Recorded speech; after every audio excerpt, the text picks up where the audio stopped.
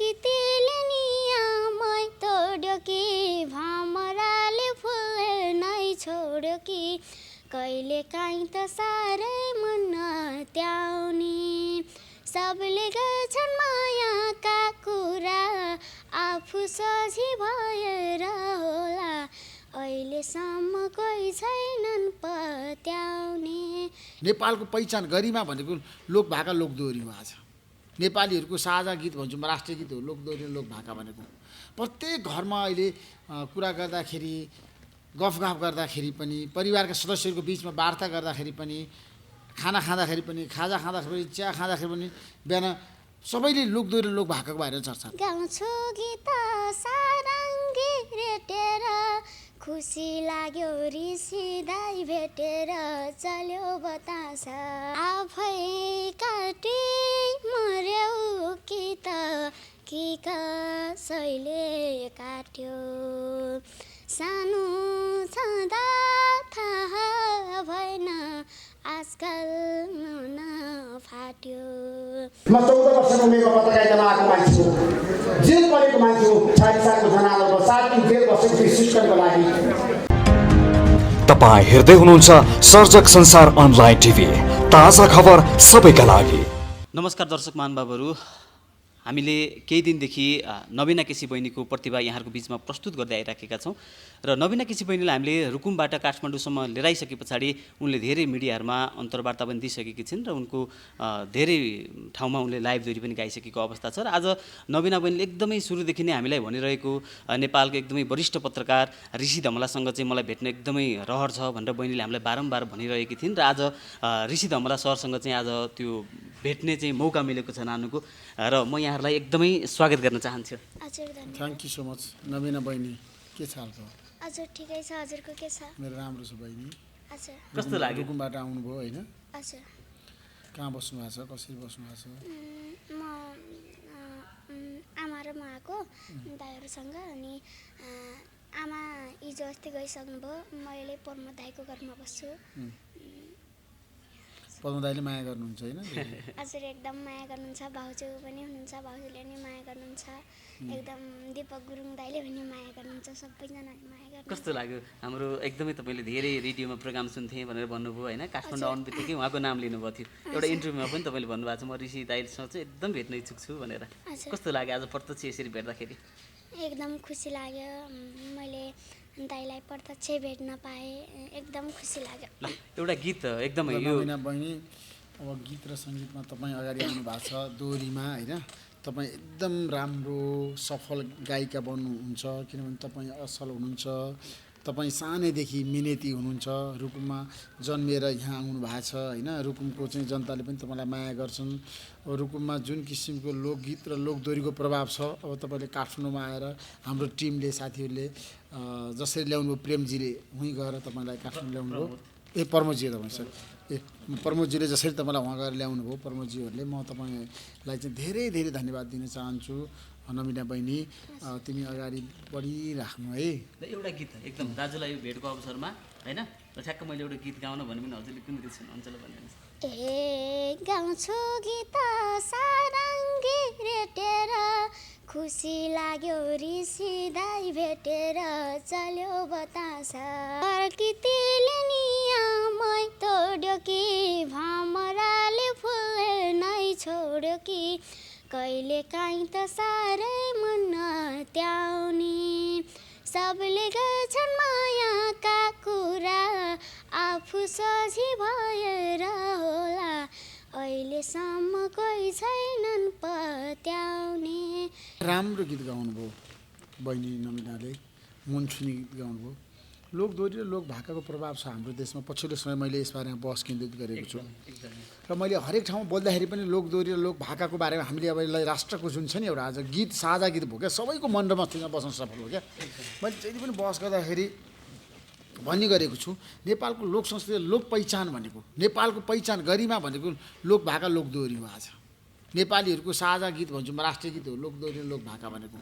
प्रत्येक घरमा अहिले कुरा गर्दाखेरि गफगाफ गर्दाखेरि पनि परिवारका सदस्यहरूको बिचमा वार्ता गर्दाखेरि पनि खाना खाँदाखेरि पनि खाजा खाँदाखेरि पनि चिया खाँदाखेरि पनि बिहान सबैले लोकदोहोरी लोक भाकाको बारेमा चर्चा गर्छन् किनभने यो अत्यन्त नेपालीहरूको लागि चाहिँ यो गौरवको कुरा पनि हो किनभने हाम्रो लोक संस्कृति हराउने हो कि भनेर जुन जो चिन्ता थियो त्यसलाई चाहिँ अहिलेको पुस्ताले खास गरी अब नमिना बहिनी यति सानी हुनुहुन्छ 11 वर्षको बहिनी हुनुहुन्छ नमिना बाल कलाकारहरूको चाहिँ आगमन एकदमै धेरै बाल कलाकारहरू धेरै आउनु भएको छ एकदम म खुसी छु बाल कलाकारहरूको जुन उपस्थित भएको छ बाल कलाकारहरूले साँच्चीकै नेपालको लोकदोहोरीमा एकदम चमत्कारै गरे भन्छ क्या चमत्कार क्या कसैले नसोचेको कमला घिमिरेको एउटा त्यो अहिले कमला घिमिरेलाई पनि मैले सपोर्ट गरेको हो पहिलो इन्ट्री मैले लिएको जनता जाने चाहना बोलाएर मैले गरेँ हो होइन त्यो निकै हिट भयो कमला घिमिरे बहिनीको पनि कमला घिमिरे बहिनी पनि अहिले धेरै माथि जानु भएको छ अब नमिना बहिनी आउनु भएको छ होइन कमला घिमिरे र नमिना बहिनी मिलेर झन् नेपालको लोक भाका र लोकदोहोरीलाई छ नि दोहोरी गीतलाई अगाडि बढाउन सफल हुनुहुन्छ मलाई विश्वास छ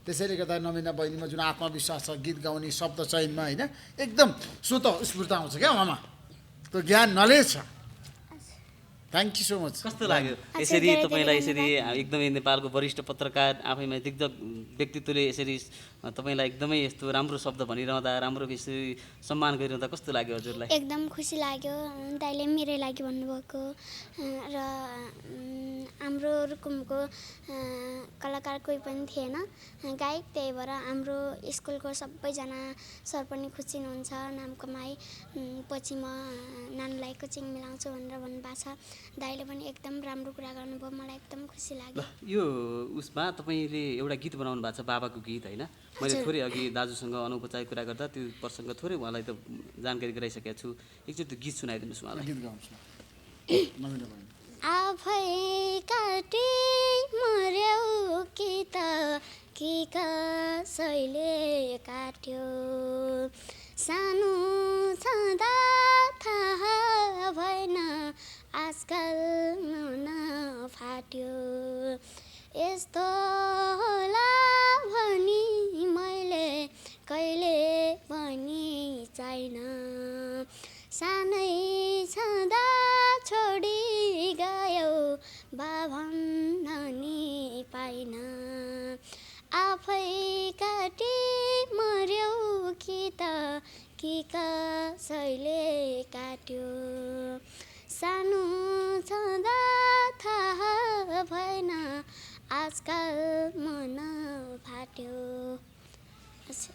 यो चाहिँ उसले बाबाको सम्झनामा होइन बनाएको गीत रहेछ यो गीतले चाहिँ एकदमै छोयो क्या मलाई पनि त्यही भएर मैले एकदम नमिना बहिनीको बुबाप्रतिको समर्पण भन्छु म एकदमै किनभने मेरो पनि सानैमा आमाको मृत्यु भएको होइन म 7 वर्षको उमेर हुँदाखेरि मेरो आमाले मलाई छोडेर जानुभयो मैले पनि धेरै दुःख पाएँ होइन र अहिले मेरो बुवा पनि हुनुहुन्न होइन म पनि सानैदेखि टुरो भएको मान्छे हो र संयोगवश नमिना पनि आज बुवालाई गुमाएर पनि आमाको जुन माया छ नि ममतामय आमाको मायाले गर्दाखेरि एकदम उत्साह र उमङ्गका साथ आउनु भएको छ प्रतिभा देखाइरहनु भएको छ जीवनमा मान्छेहरूको छ नि यस्तो सङ्घर्षहरू आउँछ समस्याहरू आउँछ त्यसैले कहिले पनि आत्मविश्वास कमजोर बनाउनु हुँदैन म नबिना बहिनी लागेर गर्न चाहन्छु तपाईँ अगाडि बढिरहनुहोस् तपाईँ एउटा साहसी महिलाको रूपमा देखिनुहोस् तपाईँ लोक भाका लोकदोहोरी मात्रै होइन अरू क्षेत्रमा पनि सफलताको शिखरमा चढिरहनुहोस् नमिना बहिनी धेरै पढ्नुहोस्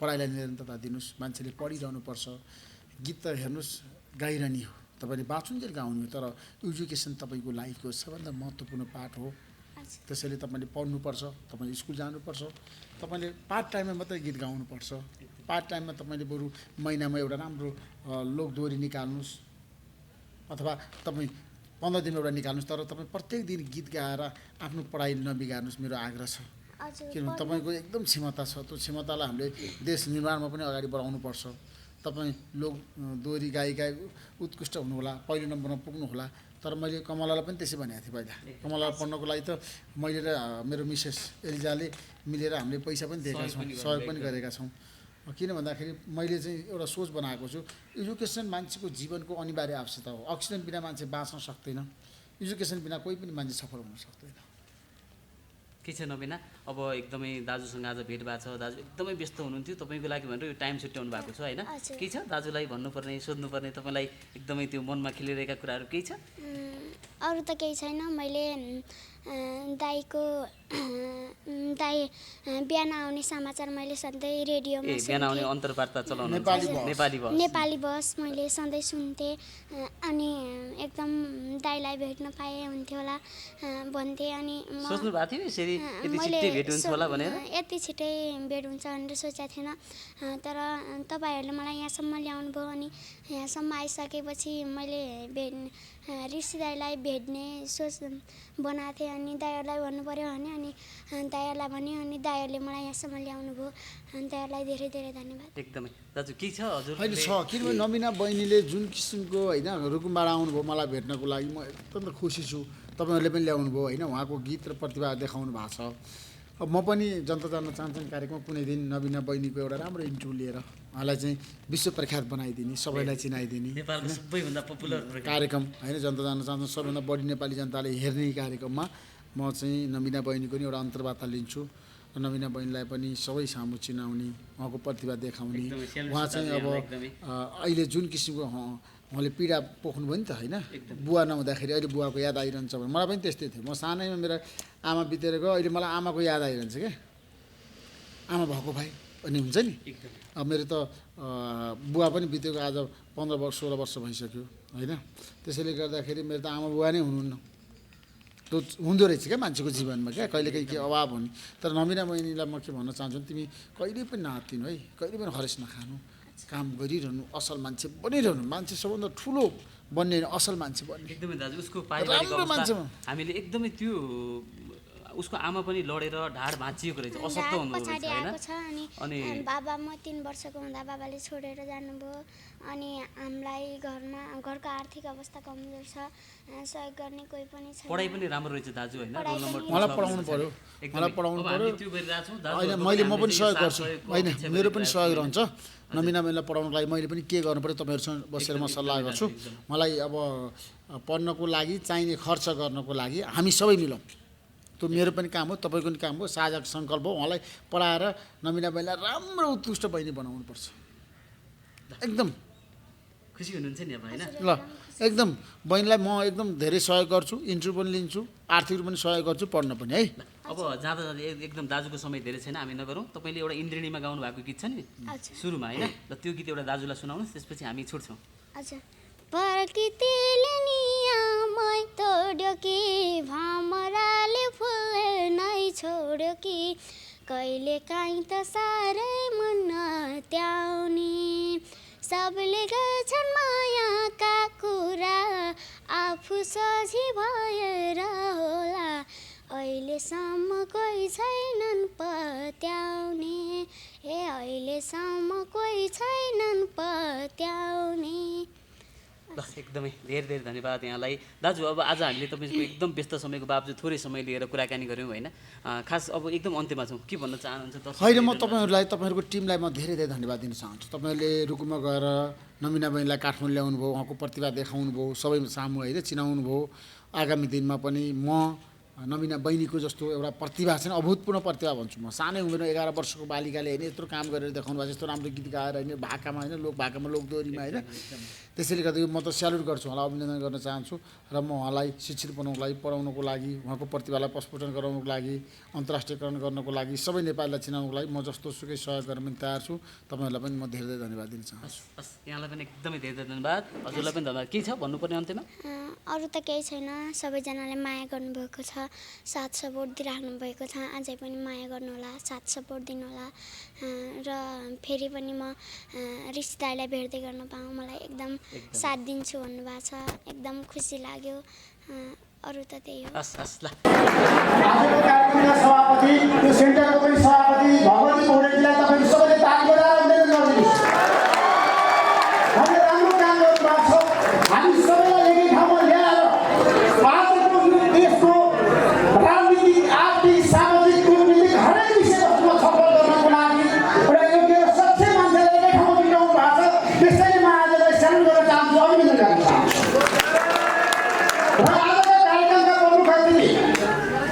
मैले चिनेको मात्र होइन यो देशले चिनेको यो देशले जानेको र नेपाली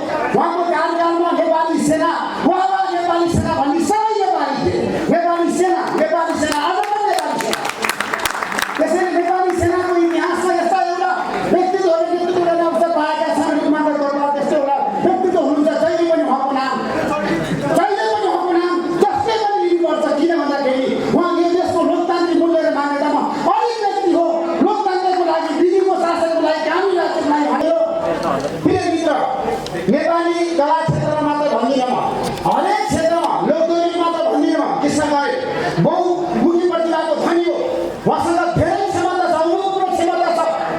उहाँमा देउसी भैलोमा सबै जातिबाट श्रम नेपालको कार्यक्रममा हरेक कृष्ण गरेर म त्यतिखेर हामीले सबै नेतालाई नचाह्यौँ, सबै नेतालाई ननाच्ने नेतै थिएन। देउसी भैलो कृष्ण गरिरहेको सिकाएर जाँदाखेरि को नाचेन? गिरिजा प्रसाद कोइराला कहिले ननाच्ने मान्छे नाच्नु हो, सुशील कोइराला कहिले ननाच्ने मान्छे नाच्नु हो, केपी शर्मा ओलीले प्रचण्ड बेलामा नाच्ने मान्छे उहाँहरू नाच्छ। त्यसैले कृष्ण बहादुरजीले जुन नेपाली लोकदोरीमा, लोक संस्कृतिमा र लोकगीतमा भन्छु म, अहिलेको पुस्ताको लागि प्रेरणादायी व्यक्तित्व हो। उहाँले धेरै दुःख पाएका र जनजीवनको कुरा गर्दाखेरि विपन्न वर्गको पक्षमा उहाँले वकालत गर्नुभएको छ र आर्थिक रूपमा अत्यन्त कमजोर जो छ त्यो मान्छे कहाँ जाने भन्दा कृष्ण गरेका हुन्छ, जसले विदेशमा रहेका नेपालीहरूको मन जितेको छ, जसले सहयोग गर्छ त्यो धेरैलाई उहाँले त्यो रकम लगेर दिएको छ र धेरैलाई उहाँले जय गर्नुभएको छ। त्यसैले म कृष्ण गरेलाई पनि तपाईँले ताली बजाएर मैले नाम यहाँ धेरै गण्यमान्य व्यक्तित्व हुनुहुन्छ, भाइबहिनीहरू सबैलाई म सानो गर्छु, अभिनन्दन गर्छु।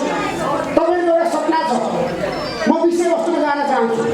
भविष्यवर्ती विचारशील युवावर्गको निम्ति विषयवस्तु एकदम जटिल छ, विषयवस्तु एकदम सान्दर्भिक छ, विषयवस्तुले सबै नेपालीको मन छोएको छ।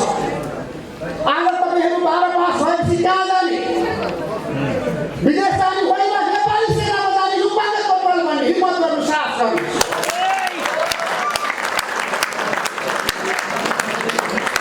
तपाईँ 12 पास भएपछि कहाँ जाने? नेपाल प्रहरीमा जानुहोस्, सशस्त्र प्रहरीमा जानुहोस् र प्रशासनिक क्षेत्रमा तपाईँ प्रवेश गर्नुहोस् र तपाईँहरू विजय लामा जस्तो पाइलट पनि बनेर देखाउनुहोस्।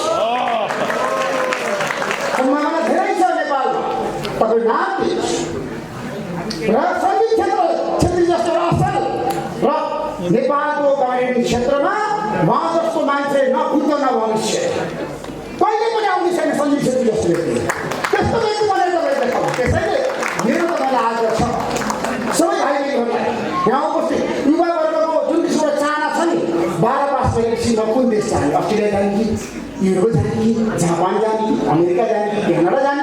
होइन, तपाईँ अब गाउँ गाउँमा जाने। यो देशको परिवर्तनको लागि, यो देशको समृद्धि र विकासको लागि, यो देशको सांस्कृतिक उन्नति र प्रगतिको लागि नेतृत्व गर्न तपाईँ तयार भएर आउनुपर्छ। यो देश बनाउनु तपाईँको पुस्तक मेरो आग्रह।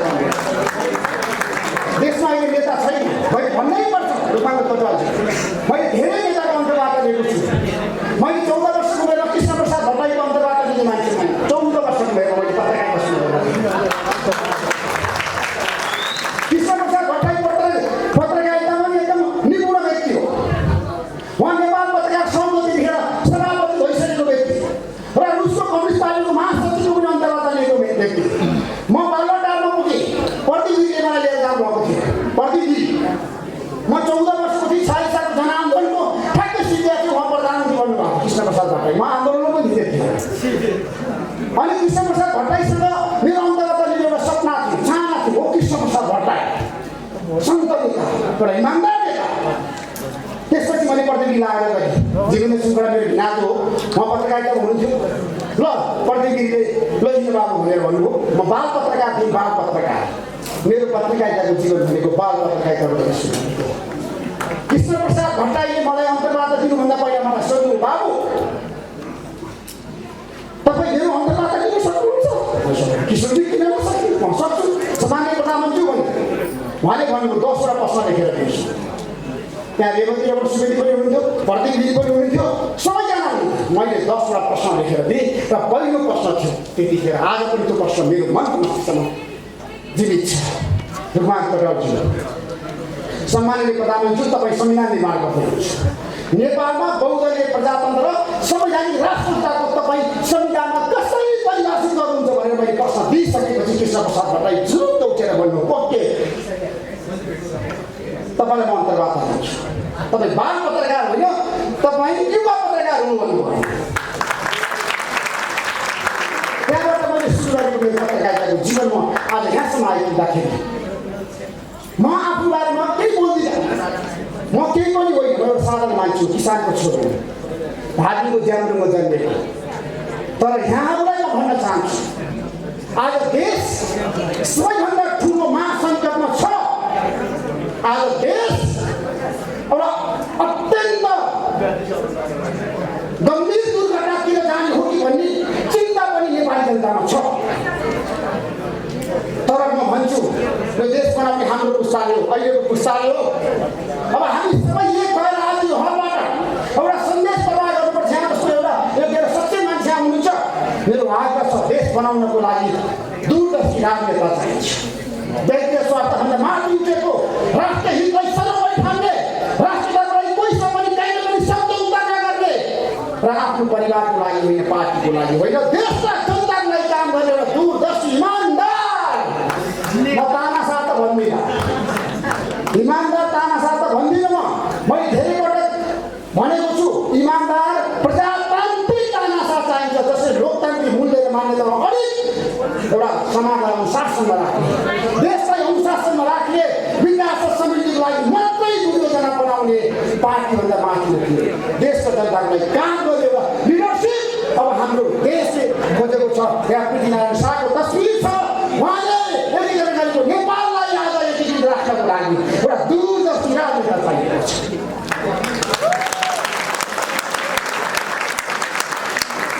हामी कहाँ छुट्यौँ? म त्यतातिर पनि जान चाहन्न, कसै गल्ती कमजोरी गरेको म केलाउन पनि चाहन्न। तपाईँहरूले जिम्मा म छोडिदिन्छु। भविष्य बनाउने यही हदको पुस्ताले हो। मेरो आग्रह छ, यो छ, तपाईँ हिम्मत गर्नुहोस्, साहस गर्नुहोस् र इमान्दारीका साथ काम गर्नुहोस्, अनुशासनमा रहनुहोस्। लोकमान्य तत्त्वले धेरै अनुशासन सिकाउनु भएको छ। नेपाली सेनामा जस्तो अनुशासन आउँदा काहीँ पनि हुँदैन। नेपाली सेनामा जस्तो अनुशासन आउँदा काहीँ पनि हुँदैन। अनुशासनले मान्छेलाई सफल बनाउँछ। त्यसैले मलाई विश्वास छ, यो हलमा रहनुभएका भाइ बहिनीहरूले भोलि देशको मुहारलाई परिवर्तन गर्न सक्नुहुन्छ। त्यसैले तपाईँ व्यक्तिगत स्वार्थभन्दा माथि उठ्नैपर्छ, पारिवारिक मुखबाट तपाईँ माथि उठ्नैपर्छ। तपाईँको मन र मस्तिष्कमा जहिले पनि राष्ट्रिय प्रेम हुनुपर्छ, देशको माया र प्रेम हुनुपर्छ, अनि मात्र यो देश बच्छ। मलाई विश्वास छ, हाम्रो बाबुबाजेले आजको यो मुलुकलाई कसैले पनि हराउन सक्दैन। नेपाली जनता राष्ट्रियताको लागि आफ्नो ज्यान बाली थाप्न तयार छन्, प्राण त्याग्न तयार छन्, तर राष्ट्रियतासँग पैसा पनि कहिले पनि सम्झौता गर्दैन।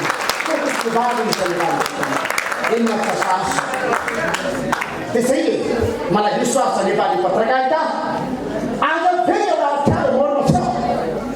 म धेरै मिडियामा छु, म काम गर्छु, बिहानदेखि बेलुकासम्म 20 घन्टा काम गर्छु, म 4 घन्टा सुत्छु। तर पनि नेपाली मिडिया सङ्कटमा छ। नेपाली मिडियाको दायित्व र जिम्मेवारी बढेको छ। आज यो कार्यक्रममा आएर यहाँ सबैलाई साथी राखेर भन्न चाहन्छु, एकपटक यो देशलाई परिवर्तन गर्नको लागि, यो देशलाई सुधार गर्नको लागि, लोकतान्त्रिक मूल्य र मान्यतामा समाजलाई, यो देशलाई अगाडि बढाउनको लागि, डोर्याउनको लागि नेपाली मिडिया एक ढिक्का भएर लाग्ने छ। नेपाली मिडिया कहिले पनि जनताको पक्षमा हुनेछ।